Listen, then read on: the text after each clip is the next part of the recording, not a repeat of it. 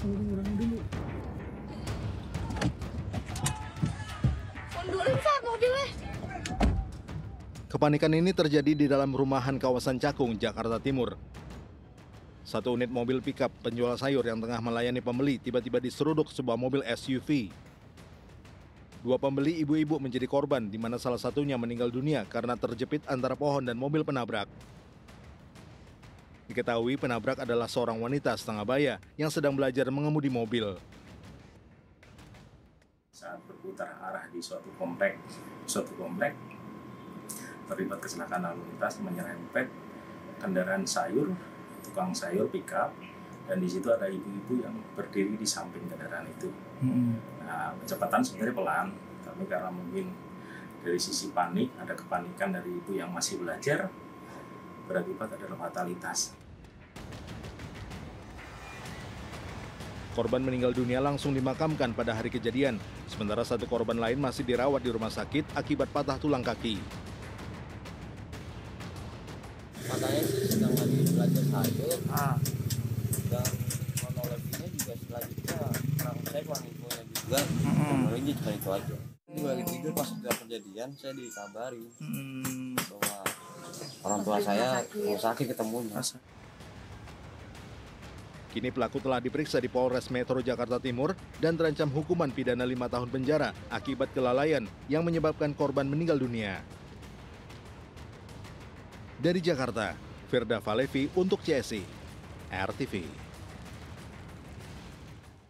Seorang pria gangguan jiwa mengamuk dan membacok warga hingga tewas. Sementara itu, aksi kejar-kejaran terjadi antara polisi dan komplotan pembobol gudang distributor rokok di Surabaya, Jawa Timur.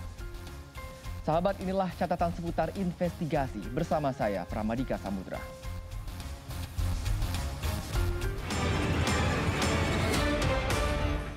Tutup kiri nih, tutup, guys, tutup. Jalan.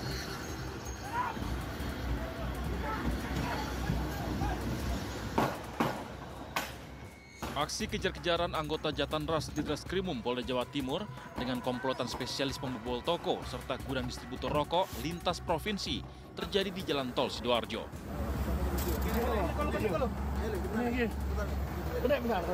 Anggota Jatanras bersama petugas PJR sempat menghadang mobil pelaku di gate tol Japanan Pasuruan, namun pelaku justru nekat menerobos barikade polisi dan kabur ke arah Sidoarjo.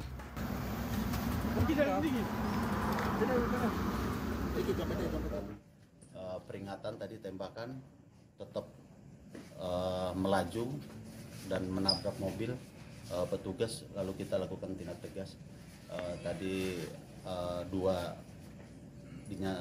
sudah dalam perjalanan MD, yang satu melarikan diri di perumahan Kahuripan masih dicari, terus yang satu masih langsung diamankan di ruangan. Usai berhasil dilumpuhkan, kedua jasad pelaku dibawa ke kamar jenazah Rumah Sakit Bayangkara, Surabaya untuk diidentifikasi. Dari Surabaya, Jawa Timur, Solihul Hadi, RTV. Kawanan geng motor menyerang sejumlah remaja yang sedang bersantai di masjid di Kabupaten Bantaeng, Sulawesi Selatan. Polisi yang bergerak cepat dapat mengamankan para pelaku, termasuk barang bukti berupa pedang samurai, busur, dan anak panah.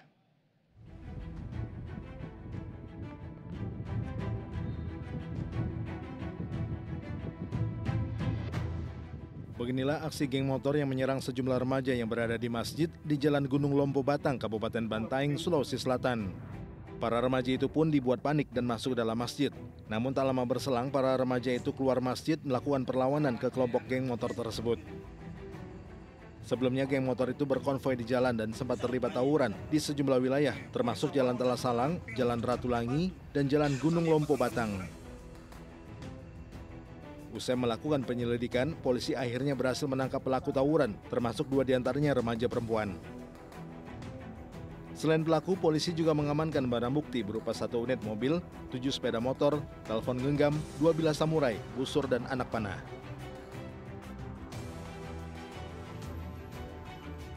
Nah, jadi motifnya rekan-rekan sekalian ini adu kekuatan antar geng motor.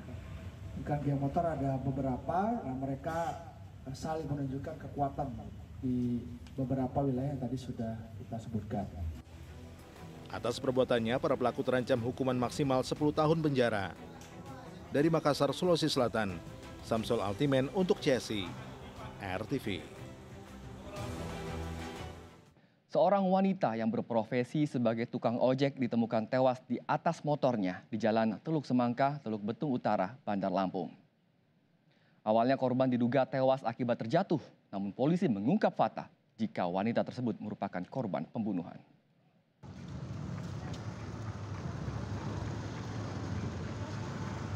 Warga Teluk Betung Utara, Bandar Lampung pagi itu sibuk mengurus jenazah seorang wanita yang ditemukan meninggal dunia.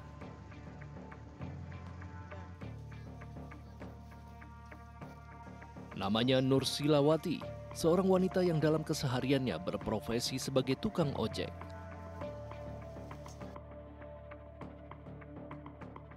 Ia ditemukan tewas di atas sepeda motornya. Malam sebelumnya, warga Teluk Betung Utara dibuat geger. Sebabnya tak lain adalah Nur Silawati ditemukan sudah dalam kondisi tak bernyawa. Wanita berusia 29 tahun itu ditemukan dalam keadaan tertelungkup. Warga pun sempat ada yang melihat jika telinga dan hidung korban mengeluarkan darah. Kecelakaan kenapa posisinya rapi? Tuh kan posisinya rapi, terus nggak ada lecet di motor. Terus si posisi kaki ini ngelonjor ke belakang, ini begini tengkurap gitu. Jadi si rambut ini ke depan semua, aut-autan, acak-acakan. Awalnya memang tak ada yang curiga dengan kondisi jenazah korban. Korban saat itu disangka merupakan korban kecelakaan tunggal. Namun saat jenazah korban dimandikan, salah satu keluarga korban melihat satu kejanggalan. Di kuku tangan korban terdapat kulit ari manusia. Jika memang dibunuh, diduga korban sempat melakukan perlawanan dan mencakar pelakunya.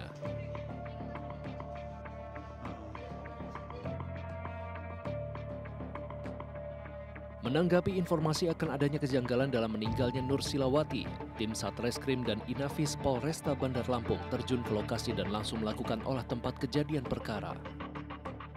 Lokasi tempat ditemukannya jenazah korban berada di gang sempit. Kondisi sepeda motornya pun rapi, minim bekas benturan.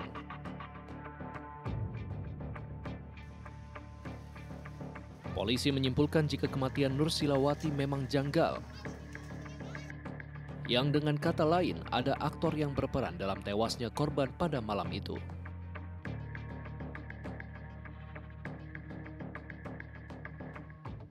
Penyidikan polisi akhirnya mendapatkan fakta jika ada orang dekat korban yang terlibat dalam tewasnya Nur Silawati.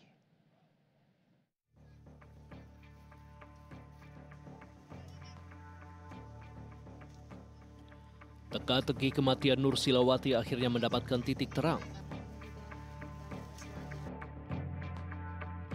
Kematiannya yang janggal akhirnya terjawab dengan bukti berupa kulit manusia yang terdapat di kuku korban.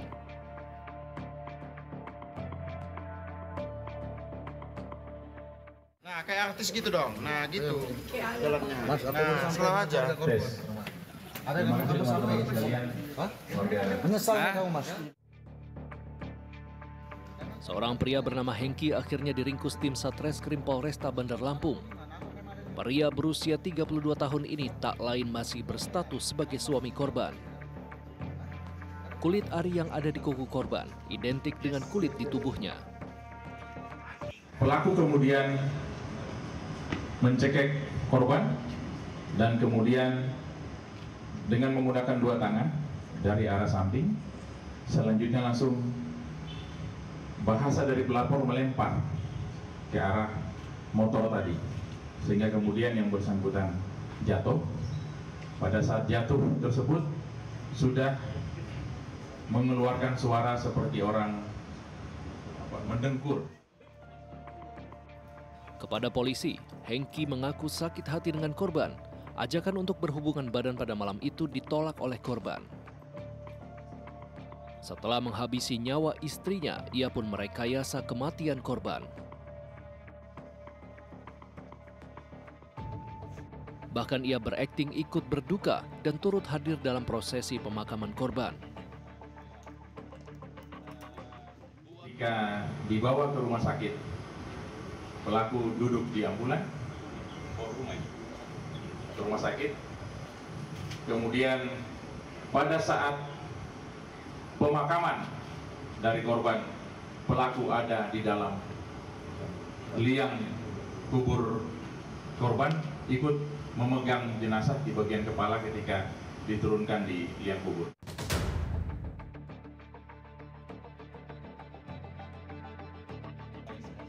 Ternyata Hengki bukanlah orang satu-satunya yang terlibat dalam kasus tewasnya korban. Adalah Rohit, pria yang berperan untuk ikut merekayasa kematian korban. Keduanya beraksi di rumah kontrakan pelaku yang berlokasi di Jalan Teluk Bone nomor 77, Kelurahan Kotak Karang, Teluk Betung Timur, Kota Bandar Lampung. Di lokasi inilah peristiwa itu bermula. Setelah cekcok karena keinginannya tak terpenuhi, Hengki akhirnya mencekik korban hingga tewas. Datang sendiri. Memang kontrakan itu udah lama. Kamu bunuh memang di situ lah. Pakai apa? Kamu cekek. Memang hubungan rumah tangga kamu sama korban gimana? Bisa rumah. Setelah itu ia memanggil Rohit dan mengiming-iminginya dengan sejumlah uang agar mau turut serta membantu menghilangkan jejak-jejak kejahatannya. Namun, tak ada gading yang tak retak. Bekas luka lebam serta sisa kulit ari di tubuh korban sudah lebih dari cukup untuk menjelaskan semuanya.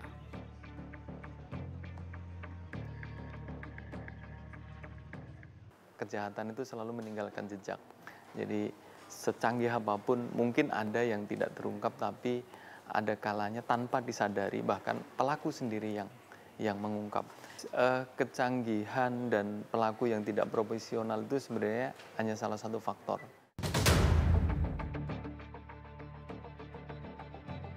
Tak ada gading yang tak retak, pun tak ada kejahatan yang sempurna. Sekeras apapun daya dan upaya untuk menutupi jejak kejahatan, pada akhirnya akan terungkap pula. Dari Jakarta dan Bandar Lampung, tim liputan untuk CSI RTV.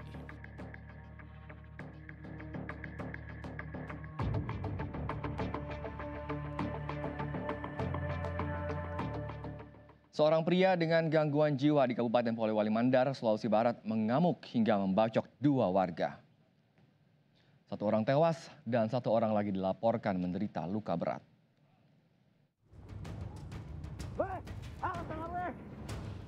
Pria 35 tahun tiba-tiba mengamuk dan menyerang warga di sekitarnya. Pria ini dikenal mengalami gangguan jiwa oleh warga Kecamatan Wonomulyo, Kabupaten Polewali Mandar, Sulawesi Barat. Pelaku terus mengejar-ngejar warga sambil mengacungkan parang.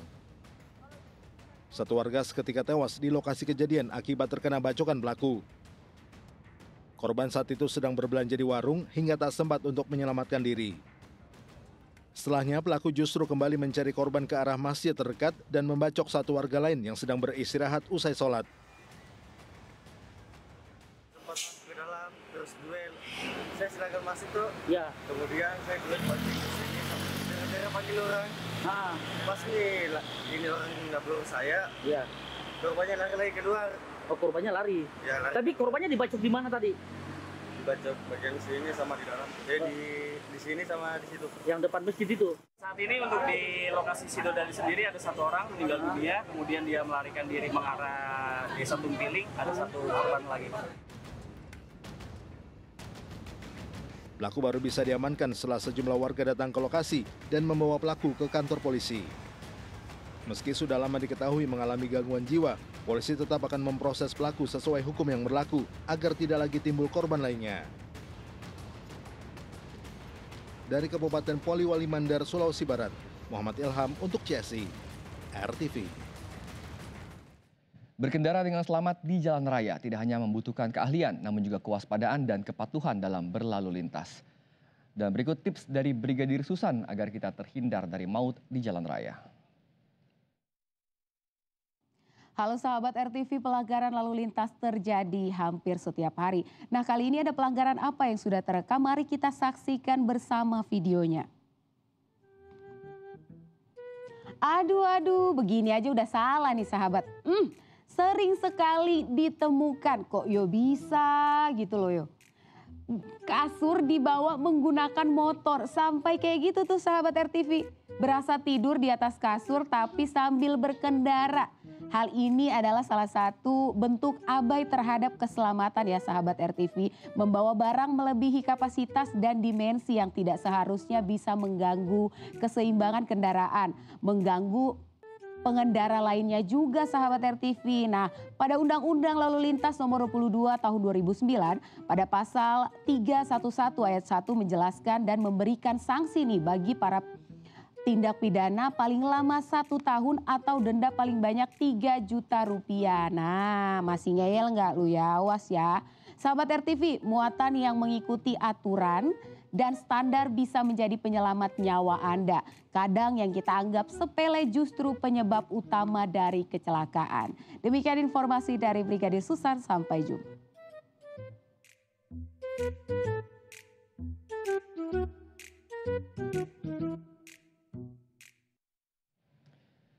Sesosok jasad wanita ditemukan di Kebun Singkong di Kabupaten Tulang Bawang, Lampung. Dari hasil penyelidikan, wanita tersebut diketahui tengah mengandung dan diduga kuat menjadi korban pembunuhan.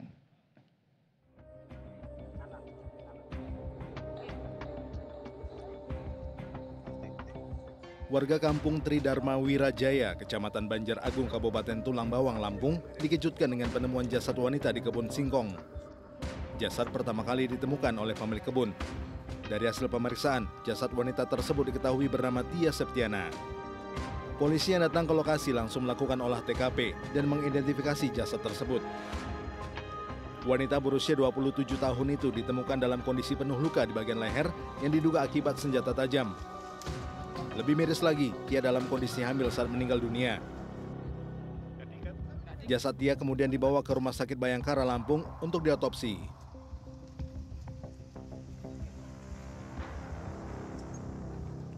Posisinya tergeletak, terus ya ada bercak-bercak darah yang mengering itu yang saya lihat. Ini apa sih, Pak? Perempuan ya? Ada bekas darahnya sana? Ada bercak-bercak darah. Korban posisi sebelah kiri ya. Ada luka sayatan aja. Robek. Informasi itu korban keadaan posisi hamil. Ya, hamil. Selang beberapa jam kemudian, polisi berhasil mengamankan terduga pelaku pembunuhan berinisial S. Pemuda berusia 18 tahun itu tak lain adalah calon suami korban sendiri. Sementara motif pembunuhan masih terus didalami pihak kepolisian. Dari Kabupaten Tulang Bawang, Lampung, Ahmad Ridwan untuk CSI RTV. Kejahatan selalu ada di sekitar kita dan kewaspadaan menjadi satu-satunya cara menghindarkan diri dari bahaya. Saksikan catatan seputar investigasi setiap Senin hingga Jumat pukul 23.30 waktu Indonesia Barat. Dan jangan lupa untuk subscribe akun YouTube catatan seputar investigasi untuk mendapatkan informasi kriminal lainnya. Saya Pramadika Samudra, terima kasih. Sampai jumpa.